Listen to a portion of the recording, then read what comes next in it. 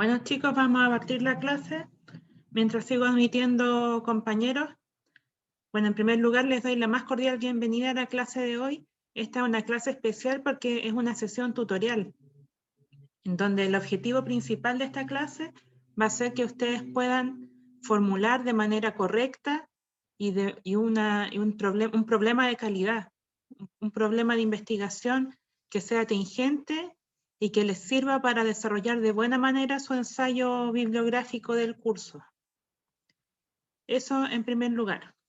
En segundo lugar, me alegro de que se hayan conectado hartos porque esta sesión tutorial es más bien optativa, pero es súper importante que la aprovechen y que participen en esta sesión tutorial activamente porque es una oportunidad que tienen ustedes de tener un acompañamiento más personalizado de su trabajo de los ensayos. Y es un acompañamiento que antes no tenían en este curso. Este acompañamiento se ideó básicamente porque el resultado de los ensayos de otros años no había sido tan bueno. Entonces se pensó que había que crear una instancia en que los estudiantes pudieran tener la oportunidad de tener un acompañamiento más cercano y de esa manera mejorar la calidad de los ensayos que estaban entregando. Ya chicos, la sesión tutorial tiene como objetivo tener más interacción con ustedes, no es como la clase del jueves en que es más expositiva, donde los profesores les presentan los contenidos. En esta clase de los martes la gracia es que ustedes puedan hablar, o por último escribir en el chat. Así que yo le había dejado una tarea la semana pasada, que era que empezaran a pensar un problema de investigación de corte latinoamericano para que pudiéramos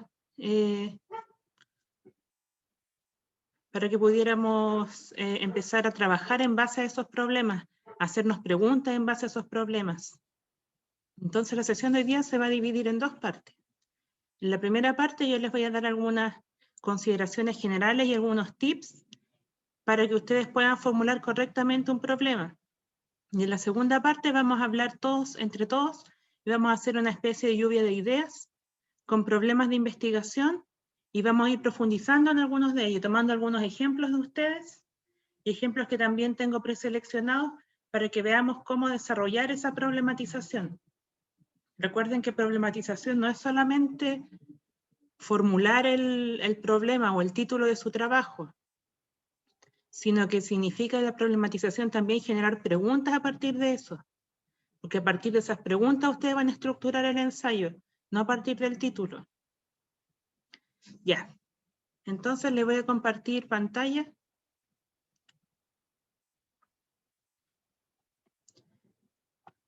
Para que veamos algunas consideraciones generales sobre lo que es la problematización.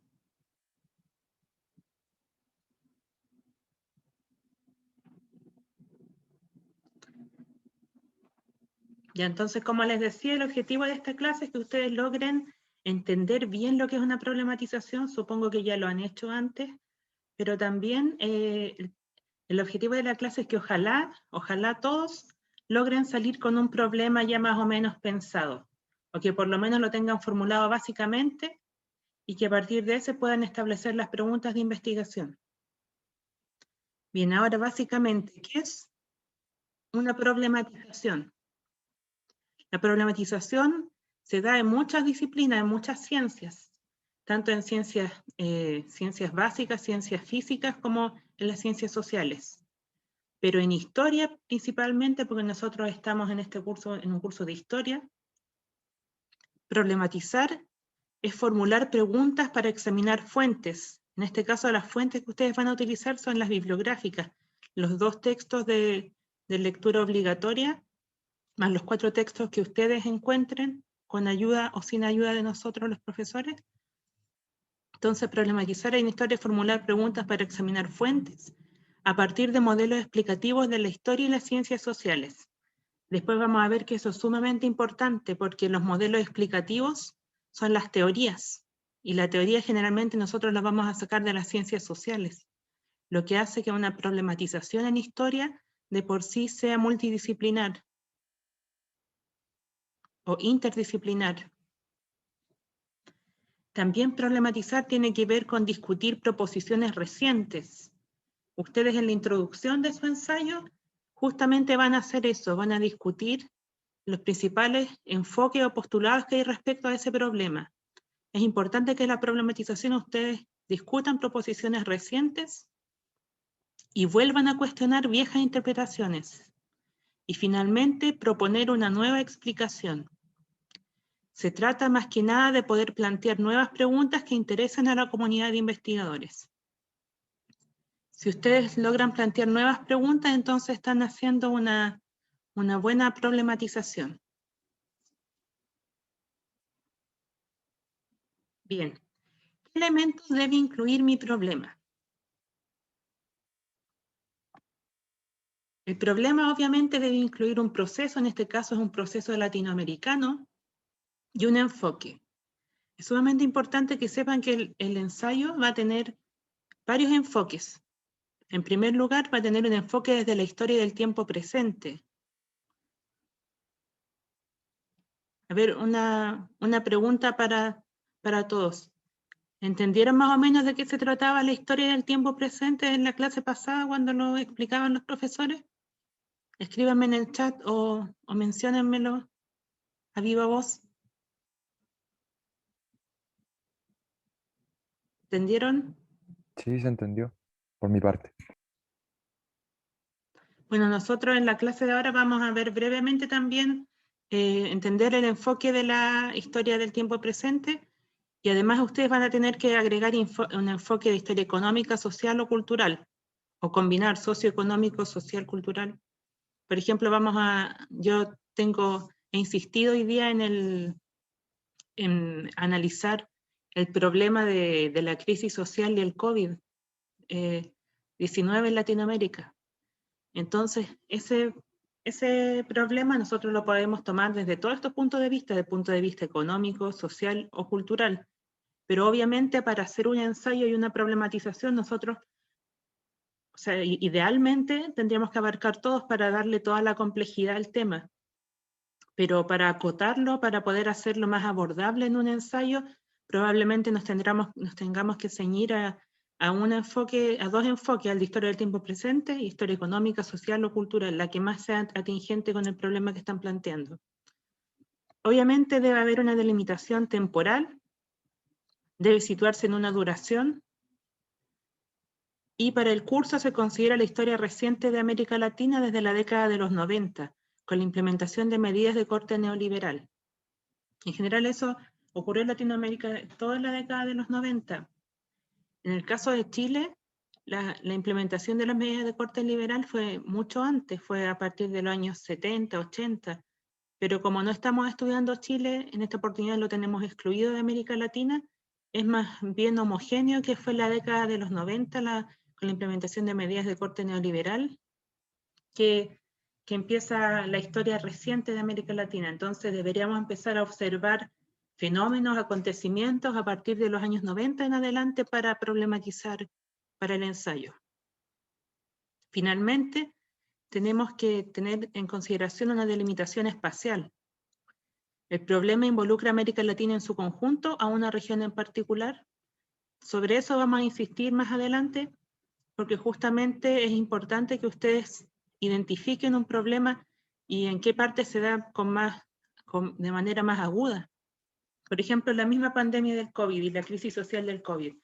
Si bien afecta gravemente a todos los países latinoamericanos, hay países que resaltan más o llaman más la atención por las polémicas que ha habido al respecto, o por los desastres económicos o sanitarios que ha ocurrido, por ejemplo, el caso de las muertes en Brasil, en México o en Argentina, siempre están a la luz pública. Entonces son problemáticas que llaman más la atención y que pueden ser más susceptibles de ser problematizadas para un ensayo. Y también son países más conocidos.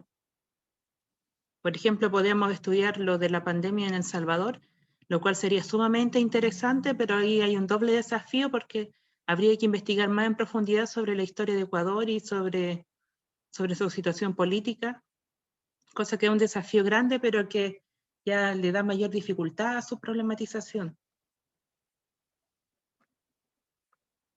Entonces, como decía, es importante situar en el espacio. ¿Es un problema que afecta a América Latina en su totalidad?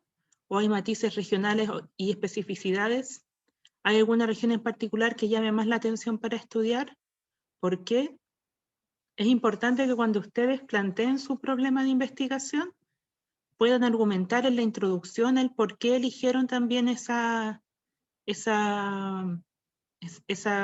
selección espacial.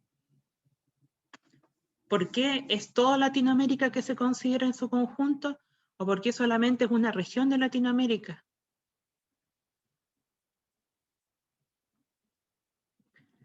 Ya. El tiempo tiene un especial tratamiento en los problemas del tiempo presente. Recuerden que estos son problemas de Latinoamérica en el tiempo presente, o sea, desde los 90 en adelante. Aquí seleccioné algunas citas sobre el tiempo presente para que tengan en consideración y podamos reflexionar o hagan una reflexión personal en torno a esto. Primero, la historia del tiempo presente está marcada por la sensación de estar en un presente sin futuro, sumido en la urgencia de comprender acontecimientos que impactan este presente. Por eso es que el profesor Yerko y el profesor Almonacid les decían en clases pasadas que una manera práctica de poder llegar a problematizar algo de América Latina era que revisaran prensa, que revisaran noticias que han ocurrido en las últimas décadas. En Internet hay noticias desde los años 90 hasta ahora en la base de datos, una base de datos infinita. Entonces, ustedes pueden revisar prensa al respecto y con eso, entonces nos situamos en la urgencia de comprender acontecimientos que impactan este presente. Sitúa el acontecimiento en un lugar central desde el cual aproximarse a las profundas estructuras y tiempos que subyacen a este, planteando un desafío analítico, teórico y metodológico para el historiador del tiempo presente. Vamos a insistir sobre eso, que si bien nosotros estamos analizando un acontecimiento contemporáneo, un acontecimiento actual que está ocurriendo en este momento, por ejemplo, la pandemia COVID, nosotros para aproximarnos a eso desde una perspectiva histórica, tenemos que ir a las estructuras que están detrás de esto. Si en la actualidad se está agudizando la desigualdad producto de la pandemia COVID, ¿esa desigualdad apareció de la nada? Obviamente no desapareció de la nada, no apareció de la nada, sino que la desigualdad es parte de la estructura económica y social de Latinoamérica. Entonces, cuando nosotros abordamos un acontecimiento del tiempo presente, necesariamente tenemos que transportarnos a estructuras y coyunturas que nos dan un marco explicativo para el problema que estamos viendo en la actualidad.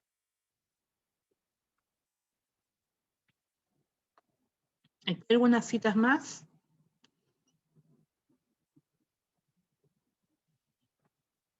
Tenemos lo inmediato.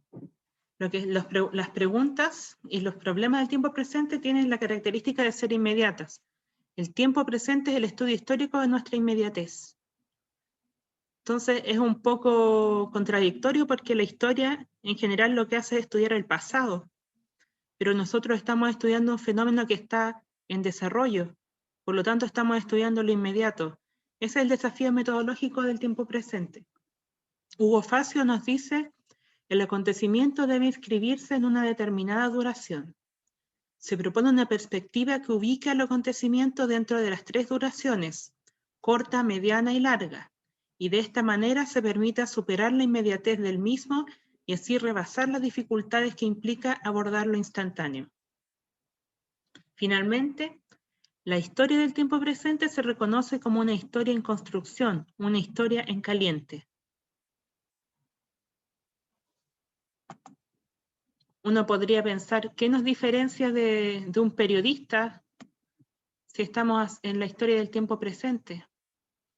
Básicamente es lo que les señalaba, es situar el acontecimiento, lo que está sucediendo en el momento, en una duración, en lo que ustedes ya manejan por sus cursos anteriores de historia de la corta, la mediana y la larga duración. que ustedes sean capaces de identificar estos procesos. Y además de eso, que sean capaces de aplicar teorías.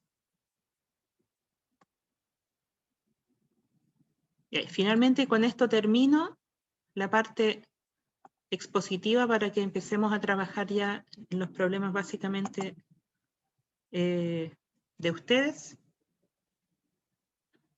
Su ensayo y su problema tiene que ser necesariamente interdisciplinar. Lo interdisciplinar es propio de la historia del tiempo presente. Entonces hay un encuentro de las disciplinas en torno a un problema. Para poder entender o comprender un problema actual, nos valemos de la herramienta de la historia para darle una perspectiva en el tiempo al problema. Pero no basta solo con eso. Necesitamos también de conceptos y de teoría de las ciencias sociales. Por ejemplo, problemas relacionados con la pandemia COVID, podemos necesitar teorías sociológicas, teorías económicas, por ejemplo, y también necesitamos metodologías y técnicas de investigación, estas últimas más cercanas a la historia.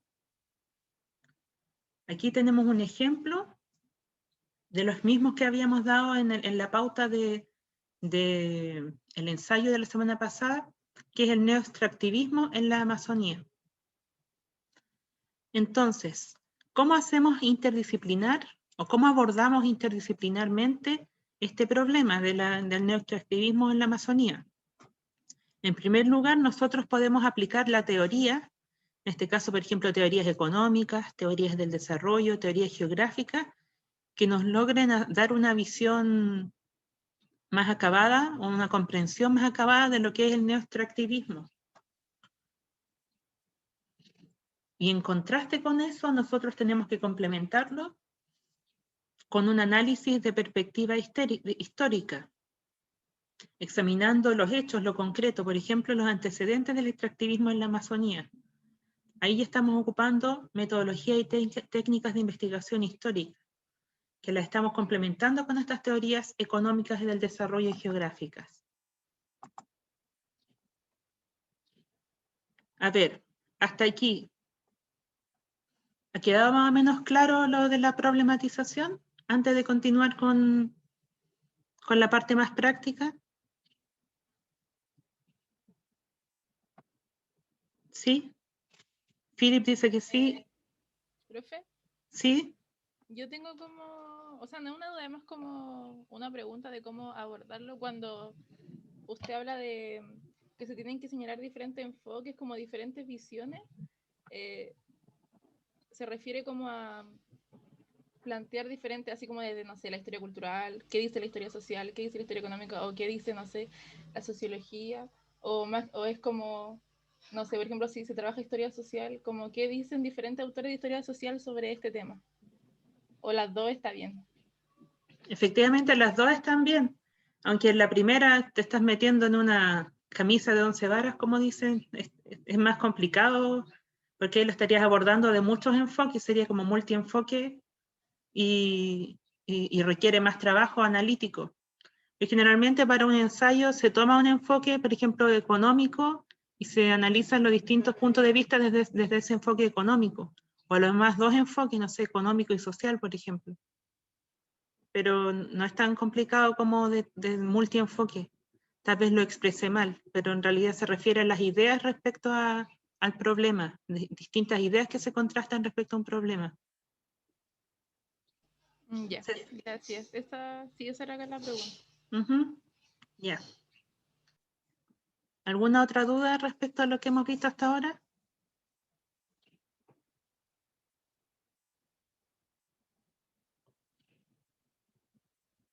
A ver. Montserrat, ¿tienes alguna duda respecto a lo que hemos visto hasta ahora? No, me quedó todo claro. Ya, qué bueno entonces. Ya, vamos a continuar. Entonces, yo le había dejado una pregunta.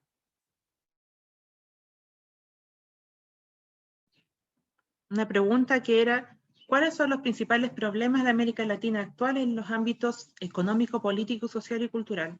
No sé si les suena familiar esta pregunta. Esta pregunta la planteó los dos profesores la semana pasada, el día jueves, y nos dieron un listado enorme de problemas de Latinoamérica. No sé si lo revisaron. Ese listado de problemas de Latinoamérica les podía servir mucho para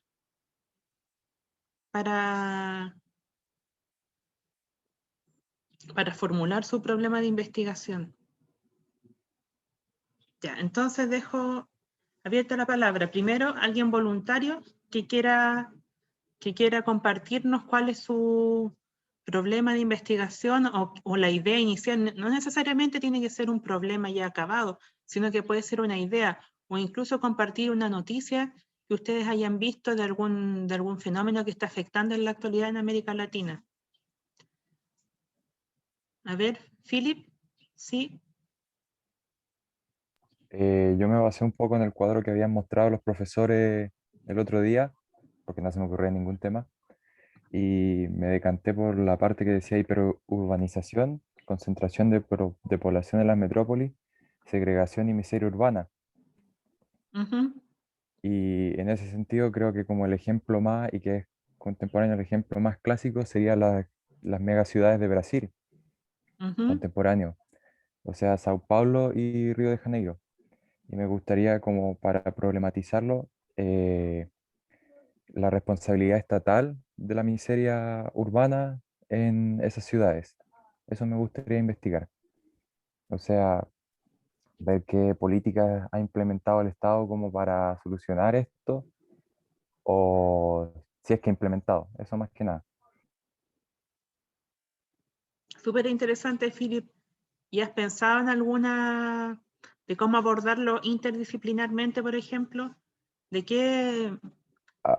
He buscado un par de textos y hay mucho sobre geografía, no recuerdo de geografía, Sí, por geografía, por eh, la concentración urbana. por la concentración urbana. Ujú. Entonces ahí se ve como la estructura, uno de los textos hablaba como de estructuración social o si era como una improvisación más o menos, lo que sucedía por lo menos en Río de Janeiro. Sí, pues hay hartas Eso, teorías geográficas respecto a cómo se agrupa la población eso y sí, sí. Si es una segregación planificada o es una segregación eh, que ha sucedido por otros motivos. Eso. ujú, y también en la ciencia política, si estás viéndolo desde el punto de vista del Estado, la ciencia política o la sociología también te pueden dar herramientas para el análisis. Súper interesante el tema. Bien. Joaquín, que está levantando la mano hace rato ya. Hola, profe, ¿qué tal? Buen día. Hola, buenos días. Bueno, se me acaba de ocurrir, digamos, en vista de lo que he visto en las noticias estos días acá en Chile, que los jóvenes no están respetando las medidas sanitarias y hacen fiestas clandestinas y todo esto, y no solamente los jóvenes, sino que los ya no tan jóvenes, gente de 40 años. Pero me gustaría, bueno, para hacerlo ya en el contexto de América Latina, ¿qué pasa en Argentina, no? ¿Por qué? O sea, quiero entender por qué los jóvenes no están ya respetando, o al menos gran parte de los jóvenes ya no están respetando las medidas de autocuidado y de confinamiento. De acá, por ejemplo, estoy viendo aquí como contrastando ahora un poco con lo que dice la UNICEF, que, que los niños y los jóvenes están preocupados y que hay un sentimiento pesimista, digamos, pero a la vez yo digo, bueno, pero por la otra parte, muchos jóvenes están haciendo fiestas, carretes y toda esa cosa, y quiero entender de una buena forma, digamos, por qué llegamos a este punto, ¿no? O mejor dicho, por qué la población en general, al menos en el caso argentino, ¿no? No está respetando las medidas de autocuidado y de confinamiento. Mm. Esa sería como mi idea, ¿no? Verlo desde quizás un poco desde la sociología, o la sociología también si es que se quiere, ¿no? Entonces, se me acaba de ocurrir ahora y, bueno, no sé. Esa es como podría ser una buena idea, creo yo. Sí, efectivamente, como idea inicial está bastante bueno, y ahí justamente yo estaba hablando ayer con un amigo, estábamos viendo, yo estaba preparando la clase y decía como, a ver, estábamos haciendo justamente una lluvia de ideas de problemas, y uno de los problemas que había aparecido era justamente ese, como primero, desde el punto de vista más sociológico, lo habíamos entendido esta situación como una desobediencia civil. ¿Por qué hay una desobediencia civil hacia las medidas sanitarias planteadas por el COVID? ¿O por qué hay una resistencia no solamente a las medidas sanitarias, sino también a las medidas de confinamiento, las medidas económicas en relación a la pandemia? Justamente los países que emergían ahí como importantes eran Brasil y Argentina. Claro, de hecho, conozco un caso personal, un amigo mío de Argentina, por ejemplo, que terminó de cursar cuarto medio, digamos, para ellos, y se fueron de gira de estudios. En medio de la pandemia se fueron a Bariloche, y es como, oye, ¿por qué lo hacen, no? Es como,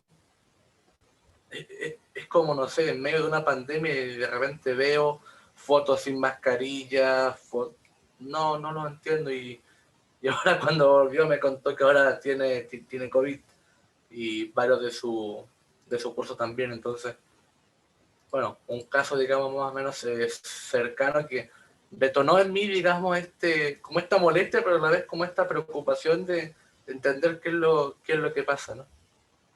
Pero eso, profe, sería, creo. Ahí tendrías que enfocarlo, si lo vas a enfocar desde el punto de vista cultural, porque ahora, por ejemplo, estás viendo un paper sobre emociones, preocupaciones y reflexiones frente a la pandemia COVID. Ahí lo estarías enfocando más desde el punto de vista cultural y social. Sí. Tendrías que, lo que te faltaría ahora para continuar problematizando es darle la perspectiva histórica a tu problema. Ver en este caso qué antecedentes hay en relación, por ejemplo, a otras crisis, si se quiere comparar con otras crisis que han ocurrido en Argentina, cómo ha reaccionado la población, si es algo nuevo lo que está ocurriendo, o más bien es parte de la idiosincrasia de los argentinos, o Profe, qué factores hay detrás. disculpe, profe, sí, pero se refiere a qué hechos, por ejemplo, a otra emergencia sanitaria anterior, a eso es lo que se está refiriendo, ¿no? Sí, puede ser en relación a otra emergencia sanitaria anterior, o no necesariamente emergencia sanitaria, porque de emergencia sanitaria como la del COVID en la historia reciente no ha habido tanto en Argentina, pero sí crisis económicas, por ejemplo, crisis sociales que hay pueden ser crisis políticas también, cómo reaccionan. La gracia es que puedas darle una perspectiva, que le des una vuelta ahí para que logres transformarlo en Pensarlo bien. Sí, porque lo que tienes que partir pensando son en los factores que gatillan esto. Aquí tú ya has encontrado papers que se refieren a algunos factores, como estos factores psicológicos, por ejemplo, los factores, pero tienes que ver factores a largo plazo también, factores que lleven a situar este problema dentro de una estructura. Eso sería como tu próximo paso a seguir. Vale, tendré que verlo bien entonces. Bueno, gracias, profe. De nada. Ya, Michael, que estaba levantando la mano hace rato. Hola. Hola.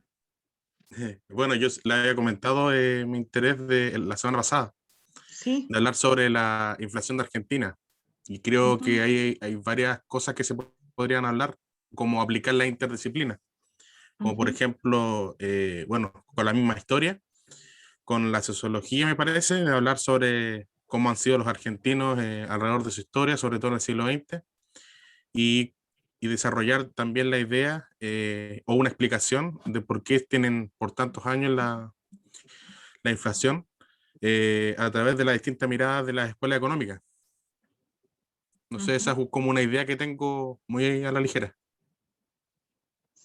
Sí, es una buena idea. En realidad la inflación Y la crisis de la deuda de los países latinoamericanos es un tema súper de la historia de Latinoamérica actual, porque la mayoría, o sea, no la mayoría, pero gran parte de los países de América Latina tuvieron que ser salvados o rescatados económicamente en los años 90 por el Fondo Monetario Internacional. O sea, le inyectaron miles de millones de dólares a estos países para poder rescatar sus economías. Y justamente Argentina está dentro de los países de América Latina que fue salvatado por el Fondo Monetario Internacional en los años 90. Entonces puedes partir desde ahí. Como estamos viendo historia del tiempo presente, historia reciente, puedes partir desde ahí, desde un salvataje, por ejemplo, económico que le hizo el Fondo Monetario Internacional. Averigua ahí, fue el año, no recuerdo bien, el año 98, no creo que fue antes, pero fue en los años 90, el salvataje económico. De hecho, puedes partir de lo más básico. Usted no es necesario pueden partir de prensa, de noticias, pero yo a veces digo, este es como el anticonsejo, pero pueden partir de Wikipedia incluso. Wikipedia de repente tiene datos que son de fuentes confiables. Tienen que fijarse bien la fuente de la que viene el dato de Wikipedia. Por ejemplo, en Wikipedia los salvatajes del Fondo Monetario Internacional a todos los países latinoamericanos, que puede ser un dato que les sirva para partir de ahí para periodizar el problema. No sé qué opinas al respecto, Michael. Sí, porque, o sea, entonces dice usted partir como de los 90 nomás, no tan atrás. O sea, en realidad se puede partir desde el neoliberalismo mismo, porque ese sería como un proceso, ya sería un proceso, situarlo en un proceso histórico. El proceso histórico de implementación del neoliberalismo y cómo ha funcionado eso de ahí en adelante. Pero si quieres Claro, hacerlo sería... de más atrás, de la inflación de más atrás, puedes hacerlo, pero yo creo que te estarías complicando de más. Puedes ya, o hacerlo. sea, tal vez sería mejor de los 90 nomás. Sí, ver cómo por ejemplo, Argentina no se ha recuperado respecto al problema de la inflación, o ha sido un problema recurrente durante supuestamente el neoliberalismo también tenía como, o sea, la implementación de los ajustes neoliberales tenía como objetivo tratar de bajar la deuda de los países y también regular la inflación. Profe, y Entonces, también las conclusiones que yo le pueda dar al trabajo, entre comillas, son como libres, ¿cierto? Obviamente todo respaldado, pero ahí uno es el que le da como la conclusión o tiene que llegar a algo en específico. sabes que al final uno formula todo el ensayo. Por ejemplo, depende de qué preguntas te formulaste al comienzo.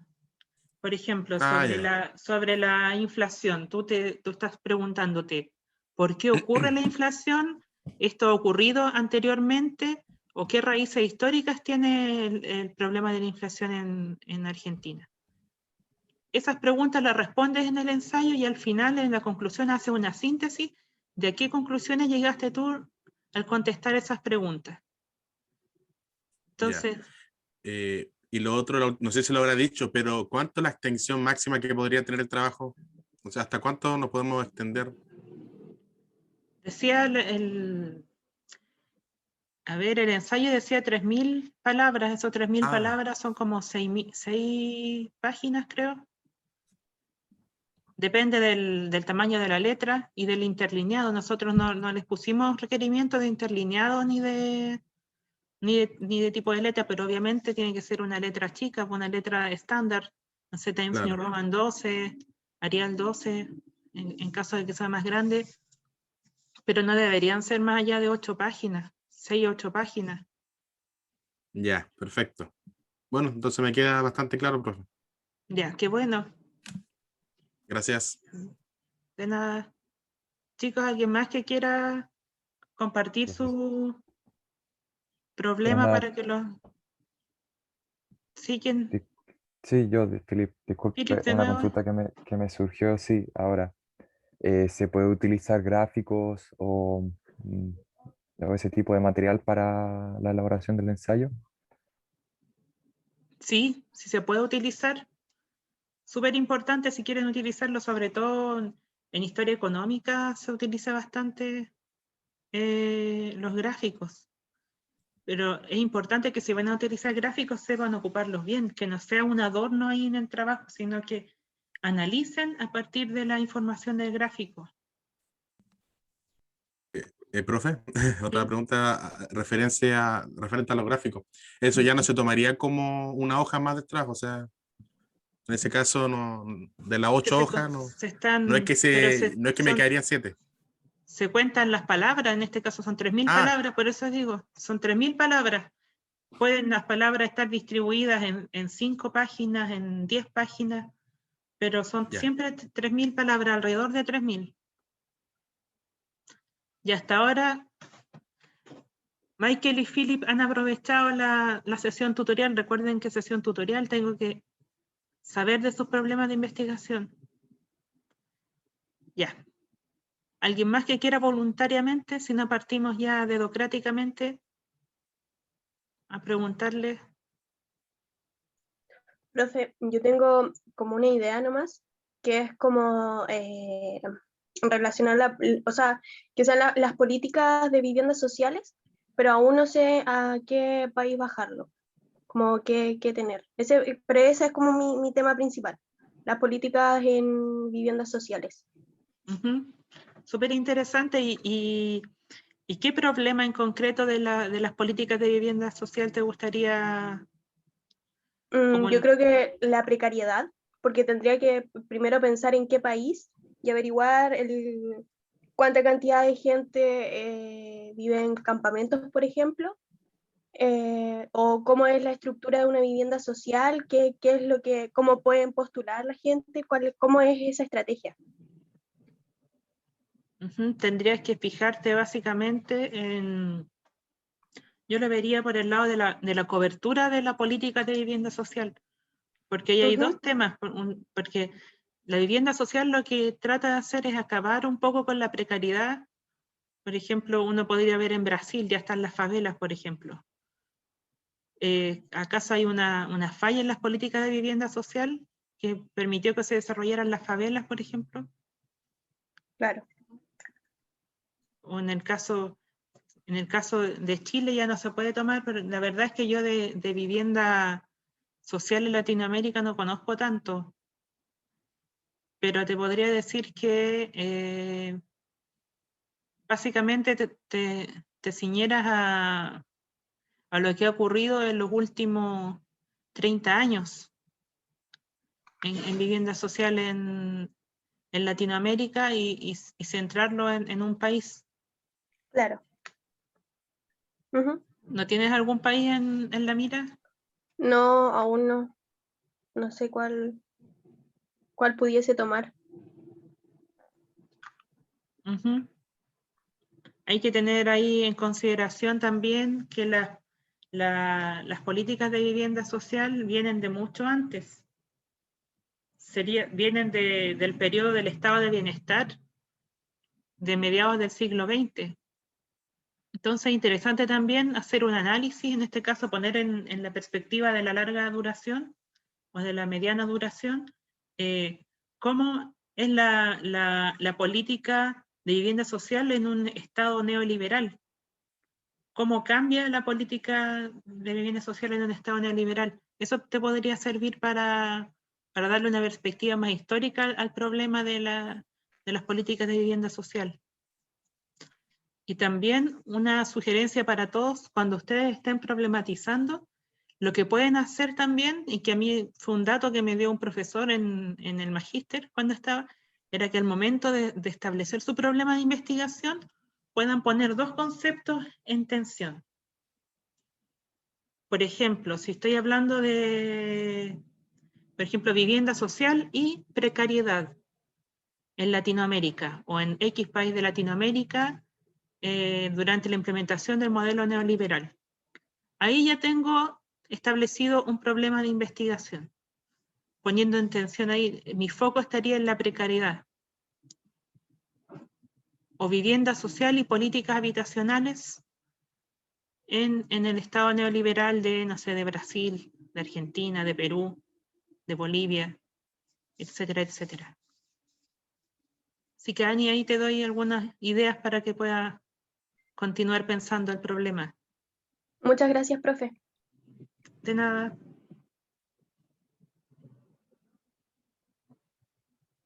¿Alguien más que quiera compartir su problema? Profe, ¿yo? Sí, Tengo el ¿quién tema... habla que no? Habla Paloma. No había visto, sí. Hola, Paloma. Dime. Hola, profe.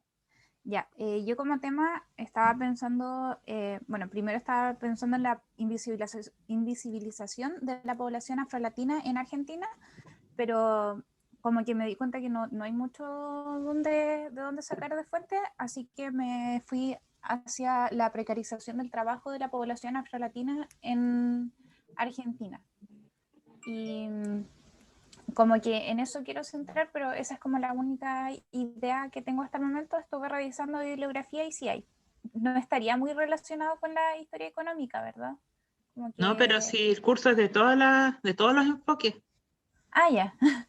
Ese era como mi miedo, pero es como eso. Y además sí tiene que ver en todo caso con historia económica, porque al ser precarización ya tiene un corte laboral. Ahí y ya lo laboral está dentro de la historia económica. Es parecido a lo que yo estuve estudiando harto tiempo, la precarización, pero yo estudio aquí en Chile generalmente cosas de los campesinos, de precarización de campesinos. Simplemente ahí estás cambiando el sujeto de estudio, ya no es el campesino, sino que es el afrolatino que señalas tú. No sé si tú ya estás más o menos interiorizada con el problema que estás planteando, ¿ya has leído al respecto? O sea, le he echado una mirada así por encima a algunos PDF y así como centrado en Argentina, he encontrado como uno, pero hay como más en Latinoamérica como en general. Lo otro, o sea, ¿podría ser acerca de Latinoamérica en general en vez de centrarlo solamente en un área o tiene que estar centrado? No, puede ser, si puedes hacerlo de Latinoamérica y si la bibliografía te habla más bien de Latinoamérica en general, yo creo que es lo más plausible. Al final lo que ustedes tienen que hacer es adaptar también su problema de investigación a algo factible. Si ustedes encuentran bibliografía respecto a un tema, no se empecinen en tratar de hacerlo más específico si no hay información al respecto. Al final es súper importante que logren conseguir buenas fuentes para sus trabajos.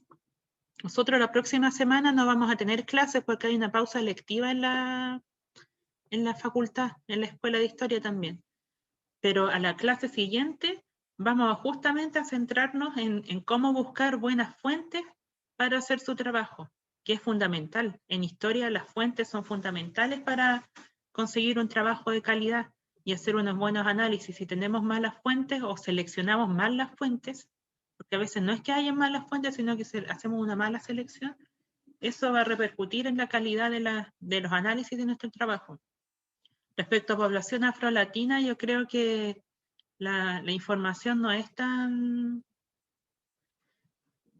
¿Sabes qué voy a averiguar? Acuérdame en un mail, Paloma, porque hay una amiga que se dedica a todo lo que es afro en América Latina, pero no estoy segura si se dedica a cosas más contemporáneas, porque ella investigaba también como del periodo colonial y de principios del siglo XX, pero puede que tenga material que te pueda servir desde de lo afrolatino para la precarización. Muchas gracias, profe. Sería de mucha ayuda. Sí, pero también, ¿tú lo acotaste a algún periodo temporal ya? ¿Alguna? Lo quiero hacer desde los 2000 hasta ahora, que es donde he estado como en el periodo más grande de inmigración. Desde como Centroamérica. Es que lo estaba pensando para Chile, pero después me acordé que en Chile no se puede hacer porque es Latinoamérica actual, no Chile actual. Así que lo estaba pensando como de eso, desde los 2000 hasta como ahora, sí, hasta 2020. Sí, pero ahí vas a tener que ir acotando el problema porque primero hay otro problema que es un súper gran problema que es la inmigración. Entonces tú, por ejemplo, si te pones a analizar el proceso de inmigración en Latinoamérica o en algún país específico de Latinoamérica, también puedes ver tendencias. Ahí estarías situando en el tiempo tu problema de investigación. Y ya la precarización vendría a ser una consecuencia una vez que se instalan los inmigrantes en los países. Profe, entonces usted me recomendaría que me fuera con el tema de inmigración en vez de la precarización en sí. O sea, en realidad es una idea nomás, no es que tenga que ser así, pero a mí en este momento se me ocurre que es más fácil situarlo en una duración, en una temporalidad como más extensa, porque esa es la gracia, que ustedes estén haciendo un acontecimiento actual. Tú estás trabajando algo súper actual, que es el problema de la precarización de los afrolatinos en Latinoamérica. Pero ese problema tienes que situarlo en el tiempo, en una estructura de tiempo. Entonces, para situarlo, podrías estudiar el fenómeno de la inmigración, incluso ir a cifras, a gráficos incluso de cómo ha sido la inmigración en los últimos 30 años, y ver si hay una agudización de la inmigración en algún punto, si en algún punto la inmigración se ha intensificado y los motivos de esta intensificación, y ahí también ya tendrías un problema de investigación. Ya, profe. Muchas gracias. Ya, acuérdame, Paloma, en un mail para lo de la... Si es que no me acuerdo yo de ver información sobre los afrolatinos. Ya, se lo envío. No se Porque preocupe. tengo una experta que es de aquí, de la misma Universidad Austral, que hizo una doble titulación con la Universidad de Portugal, no me acuerdo de qué Universidad de Portugal, y siempre se ha dedicado a estudiar negros, desde pregrado que estudia negros, ya lleva como 15 años estudiando negros. Buena. Así que, Gracias. de nada. Ya, chicos, nos quedan 10 minutos para que comenten sus problemas. Por último, para que pidan ayuda. Si los que no quieren hablar, supongo que a lo mejor todavía no tienen su problema, pero les podemos dar alguna ayuda. ¿O alguno ¿Profe? quiere? Sí, Tatiana. Sí, o sea, yo tenía la idea de realizar tal vez un estudio comparado entre dos países latinoamericanos y las políticas públicas que los gobiernos han implementado respecto al COVID, ya sea, y cómo están impactados en la sociedad. Tal vez algunas políticas públicas han sido más beneficiosas que otras y enfocarlo y, o sea, ver qué elementos permiten, o sea, son los causantes de estas políticas más beneficiosas y otras no. Estuve leyendo igual que, por ejemplo, Nicaragua no ha implementado ninguna medida socioeconómica, entonces quizás comparar ese país con otro y ver quizás los antecedentes políticos, económicos que tiene Nicaragua y por qué no ha implementado estas medidas. Pero mi problema no sé si está bien y lo otro que no sé cómo de qué perspectiva estudiarla. Sí, súper interesante tu problema, Tatiana, pero justamente lo que tiene de interesante lo tiene de complejo. Recuerden que yo ahora las indicaciones que le he estado dando de los distintos problemas es simplemente tratar de simplificar un poco la complejidad de los problemas, pero nunca deben olvidar esa complejidad. En cuanto a la implementación de medidas durante la pandemia COVID, ahí sería interesante poder situar eso en función del neoliberalismo. Porque el neoliberalismo le quita herramientas al Estado o le da más herramientas al Estado para responder frente a ciertas crisis. Por ejemplo, un día estábamos comentando con Yerko y con el profesor Almonacid justamente de lo paradójico que era la pandemia COVID, porque por ejemplo Chile, que es un país sumamente neoliberal, donde tiene un Estado sumamente debilitado en cuanto a políticas sociales, se puso la camiseta y al final han hecho un montón de medidas de ayuda. No son las más efectivas ni las más profundas, pero sí han invertido una buena cantidad de dinero en ayuda para la gente. Y en otros países que supuestamente tenían un Estado más fuerte o de corte más social, las ayudas no han sido no han sido efectivas hasta ahora, o no han llegado de la manera más correcta. Entonces se podría ir por ahí por analizar un poco como el rol social del Estado o el cariz neoliberal de los distintos estados en Latinoamérica, verlo desde el punto de vista político y económico. No sé, Tatiana, si te da alguna idea más al respecto. Sí, profe, muchas gracias. Y en ese sentido, ¿sería mejor acotarlo solamente a un país? ¿O ya es más complicado hacer una comparación entre 2 o más países? Obviamente es más complicado, pero se puede hacer, y siempre y cuando encuentres las fuentes adecuadas. Y tomes se puede hacer incluso más fácil si logras seleccionar bien los países, y logras hacer un contraste entre países. Por ejemplo, si logras averiguar que en Nicaragua el Estado neoliberal es feroz y que en realidad se entiende que no haya ninguna medida que hayan tomado porque el Estado en realidad no tiene ninguna injerencia básicamente en la sociedad, y casi no tiene, y en contraste buscas un país que tiene un aparataje de protección social muy sólido, y haces el contraste entre esos países, sería un buen ejercicio. Que sigas indagando por ahí y que identifiques 2 países que tengan un contraste en relación al rol del Estado, en relación a lo social, lo veas en perspectiva de cómo ha sido en los últimos 30 años, y luego compares en el periodo del acontecimiento actual que está sucediendo con el COVID. Entonces se lo puede hacer con un país o con 2 que sea contrastante, y de esa manera sería una discusión interesante. ¿Sé qué opinas? Ya, profe. Sí, muchas gracias. Súper. Ya. ¿Ya, chicos, más preguntas?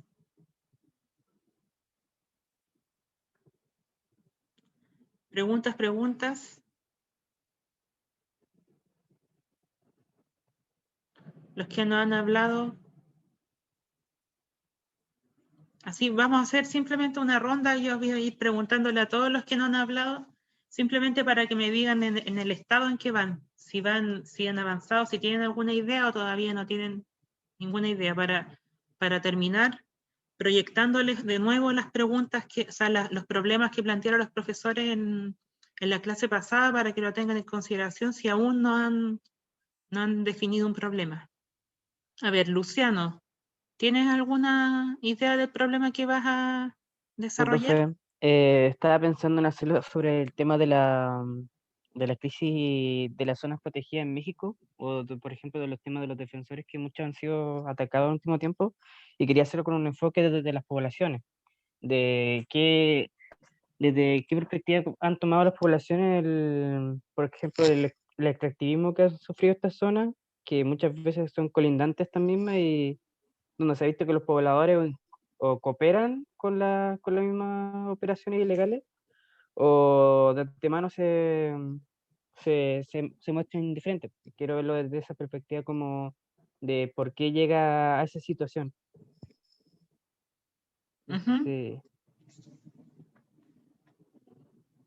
Sí, está bastante bien acotado el problema, ya bien definido.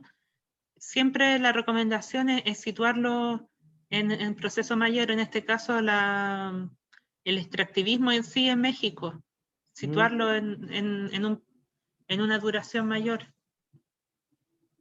Pero es que el tema del extractivismo en México tiene un contexto histórico bastante largo y ha sido como bastante discutido por el tema de que muchas de las regulaciones que tienen en el país son muy polémicas. Por ejemplo, el hecho de que para decidir una zona protegida, una zona natural protegida, se tiene que tomar en cuenta la opinión de la minera y de la comunidad. Pero tiene un peso, casi uno de los pocos países donde las mineras tienen una opinión sobre, o sea, un voto sobre qué lugar se puede considerar protegido. Y al final eso es como contraproducente con la idea de una zona protegida. Y también no solamente centrarme solamente en las mineras, sino también, por ejemplo, en el tema de lo que son las inmobiliarias, que muchas veces, por ejemplo, muchas de las zonas como playa, donde son protegidas y al final se instalan hoteles o resorts de lujo, pese incluso a la misma oposición de las comunidades o reclamos. Luciano, ahí está, puedes valerte de lo que estamos viendo en el otro curso de taller de historia sobre la expansión del capital en el espacio.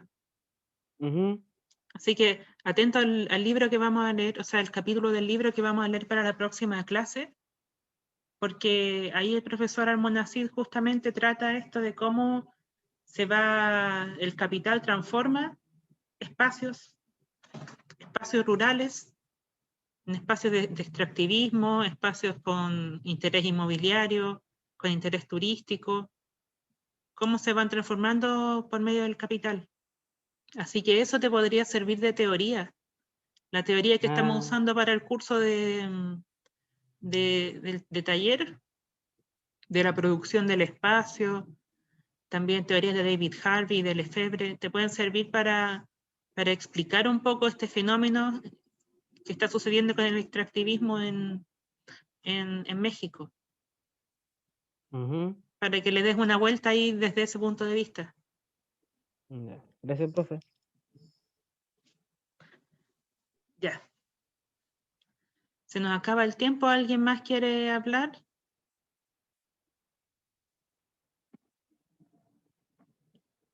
A ver, voy a hacer una ronda, pero solamente díganme si tienen o no tienen su problema de investigación ya definido. A ver, Camilo, ¿tienes tu problema de investigación ya más o menos pensado?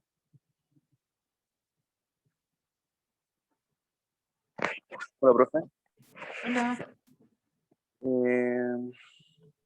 Principalmente quería hacerlo en torno al teletrabajo. O sea, no sé en qué país en sí, pero porque tengo que ver las fuentes. Pero cómo se ha ido cambiando en torno al COVID. Me acuerdo que eso lo comenté en la clase pasada. Sí, se había comentado algo. Entonces, era describir las consecuencias del teletrabajo en la calidad de vida de algunos trabajadores en algún sector. Y en este caso, ver en qué le afecta más que nada. Ojo que ahí hay que ver si el problema es histórico o es más bien un problema económico o sociológico. Siempre tienes que darle la vuelta para buscarle la parte histórica, la parte en cómo en las raíces del teletrabajo, o conectar el teletrabajo con teorías sobre la globalización. Claro, o sea, en sí tengo que darle el contexto histórico, pero como digo yo, la influencia que ha tenido el teletrabajo desde la creación hasta hoy en día, si ha mejorado o ha cambiado el estilo de vida de las personas. Por eso le digo, todavía no lo tengo listo, pero para darle un cierto enfoque en el ámbito social, económico, principalmente en eso. ¿Y tienes visto algunas fuentes para trabajar el problema? Es que la verdad estoy en eso, profe, porque como que no tengo mucho tiempo, entonces todavía estoy trabajando en eso. Sí, así que es cosa de que te sientes un día en el computador con media hora de trabajo intenso ahí, leyendo cosas a la rápida, y un artículo, otro artículo, con varias ventanas abiertas, vas a poder ya tener una definición clara. Al final, la definición del problema final se da cuando uno ya tiene la fuente en la mano. Ahí dice, ya, este problema me sirve porque lo puedo abordar. Así que ahí Claro, con una buena selección de fuentes ya vas a estar al otro lado con tu problema. Sí, por eso es bueno igual lo que dijo Felipe con el tema de la tabla de la estadística, para poder contrastarlo con otro país, porque me acuerdo que le pregunté la clase pasada, o sea, para poder hacer un contraste, por ejemplo, en el tema de educación pero por eso le digo, tengo que revisarlo todavía, en qué parte me voy a enfocar bien. Sí. Así que siempre entonces ponerlo en la duración, recuerden, no es contexto histórico, sino que es situarlo en proceso, no un proceso de larga duración. que no es lo mismo Claro. que contexto. Así que eso, así que súper bien, súper interesante, un tema súper actual, súper atingente por la pandemia. Claro, bueno, gracias. Ya. Vamos ahora con Francisco. Me dices si tienes o no tienes tu tema, no es necesario que lo comentes, simplemente que me señales si lo tienes o si tienes alguna duda que quieras expresar. Aló, claro, Sí, no, la Francisco. verdad es que no tengo pensado todavía un tema realmente. Tengo a lo mejor ideas, pero no. Pero ¿Ya has igual de eso visto? depende o sea, escoger el mejor tema nomás. Uno que sea como que haya bibliografía, que haya claro, que sea más acotado y no tan difícil de investigar. Sí, pues si al final lo que tienen que hacer ustedes es ustedes mismos se ponen las reglas del juego. Dicen, yo quiero estudiar este tema desde el punto de vista solamente económico. Pum, y se van para allá. O solamente desde el punto de vista cultural.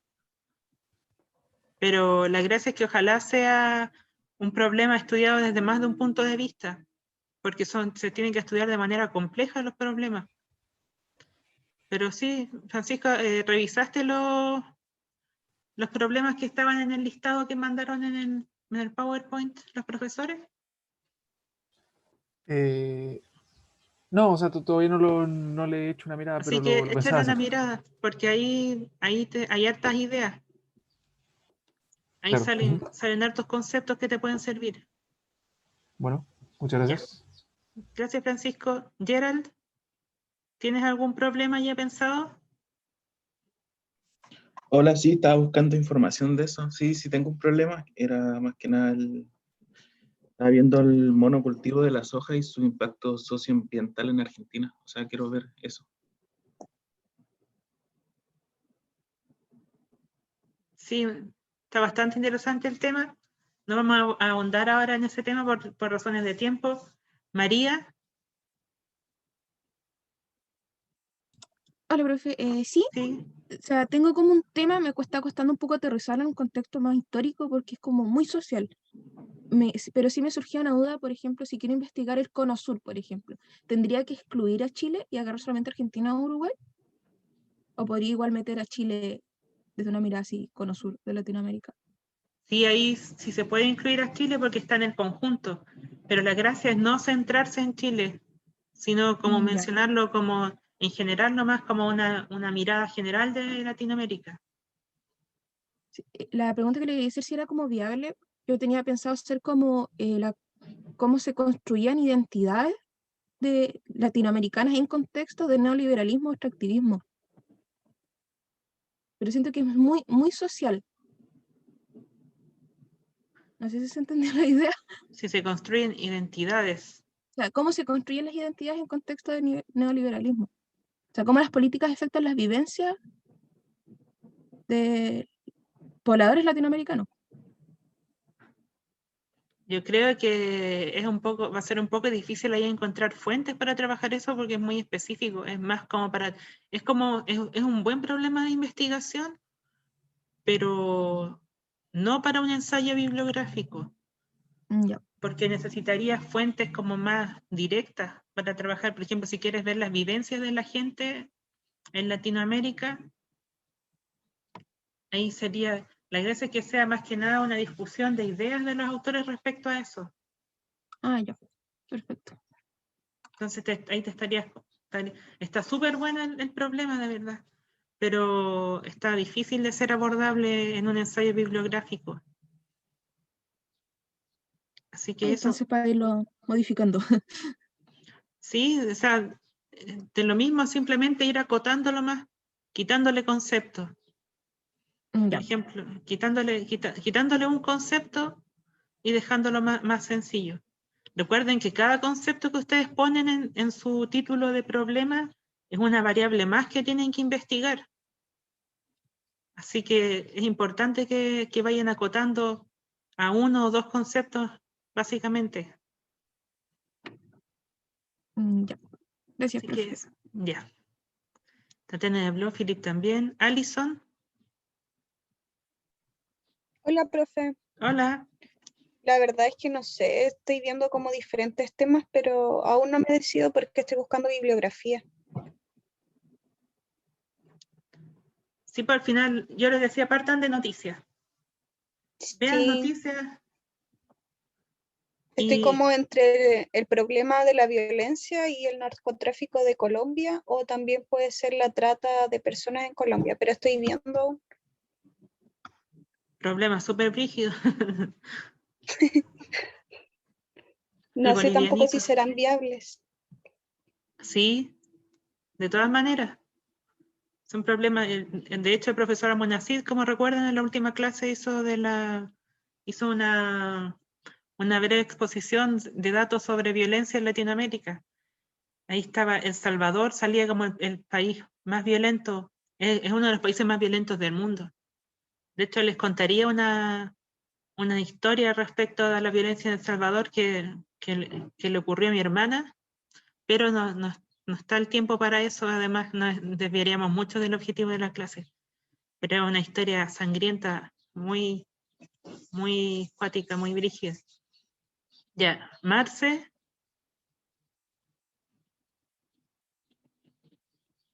Marce, ¿tienes algún problema ya? ¿O todavía estás buscando, al igual que Alison? Marce no responde.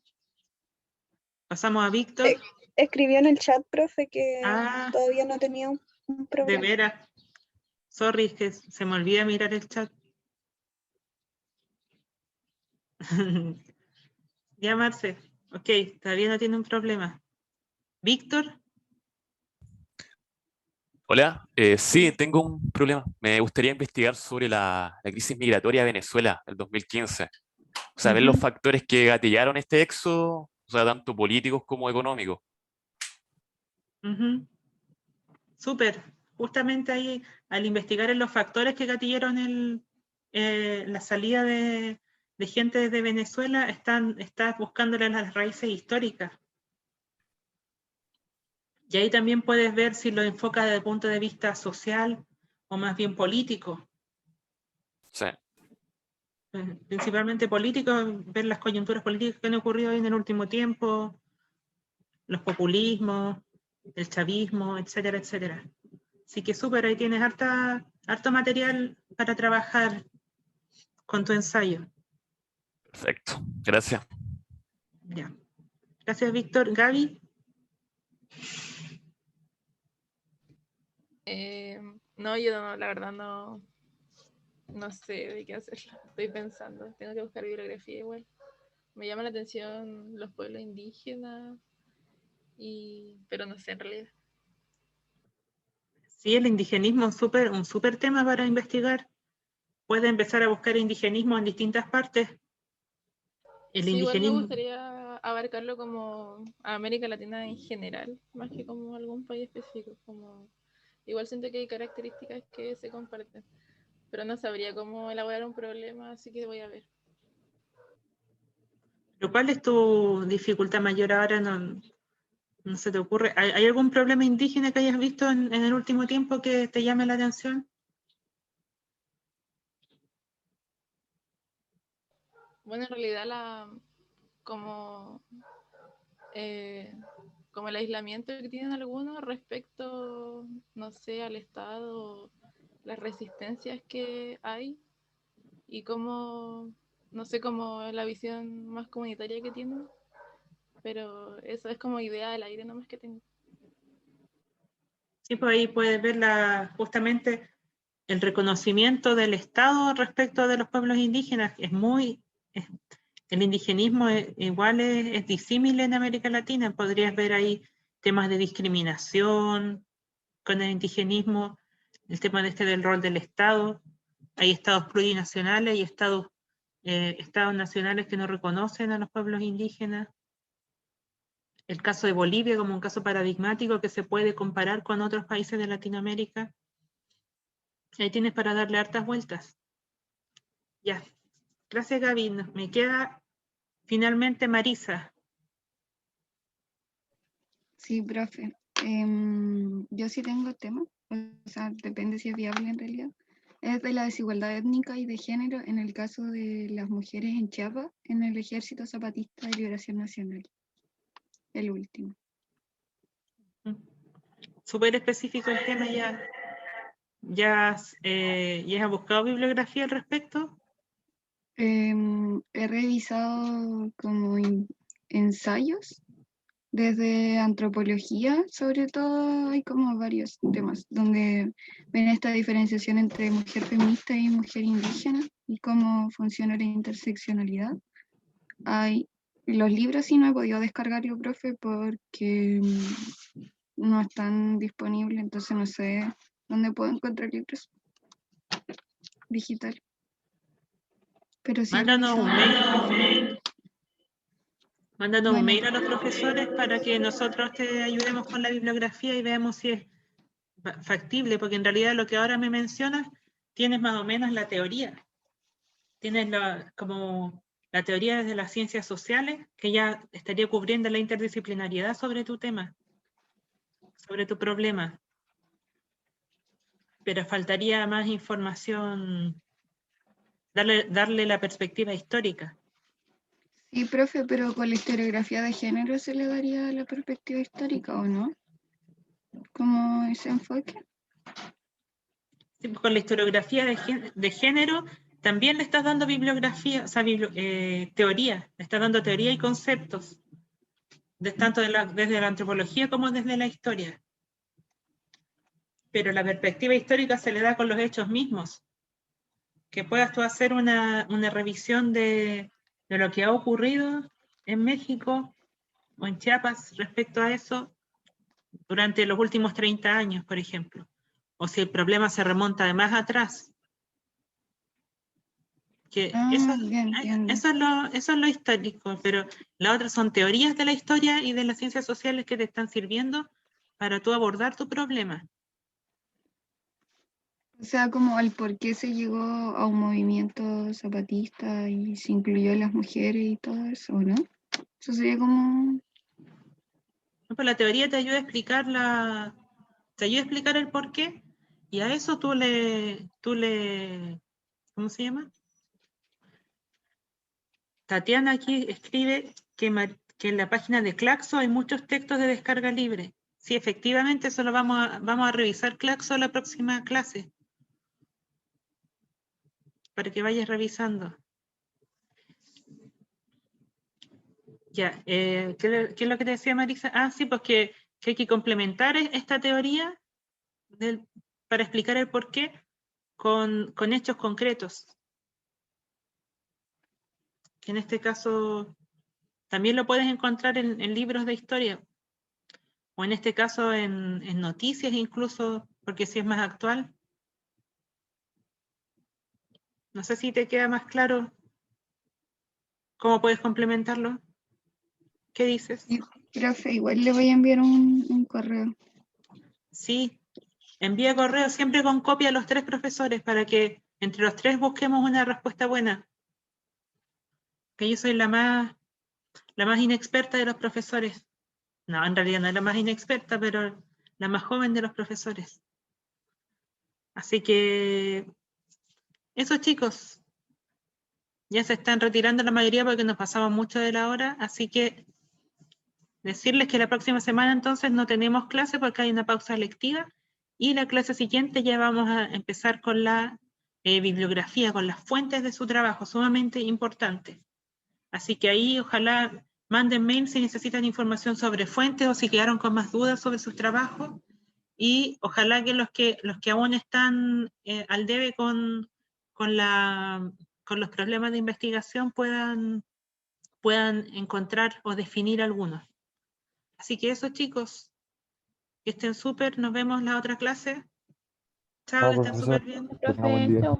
Chao.